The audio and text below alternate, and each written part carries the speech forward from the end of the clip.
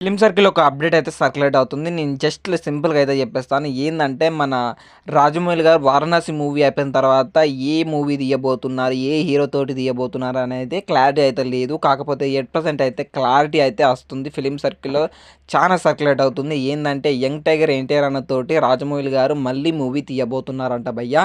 And ఇది గూడా ఎలా సర్క్యులేట్ అవుతుందంటే రీసెంట్‌గానే 'విజేంద్ర ప్రసాద్' గారు తన నెక్స్ట్ ప్రాజెక్ట్ అయితే ఆల్రెడీ స్క్రిప్ట్ గూడా మొదలుపెట్టారంట. రీసెంట్‌గానే చెప్పారు. అండ్ అది కూడా ఓకే అయిపోయింది. ఫోన్‌లల్లనే రాజమౌళి గారు 'యంగ్ టైగర్ ఎన్టీఆర్' అన్నతోటి స్క్రిప్ట్ లాక్ చేసేసారు. మూవీ ఫిక్స్ అయిపోయింది. ఇక 'ఎన్టీఆర్ నీల్' మూవీ అయిపోయిన తర్వాత అండ్ 'వారణాసి' మూవీ వచ్చేసి జూన్ వరకు అయిపోతుందని అయితే అంటున్నారు.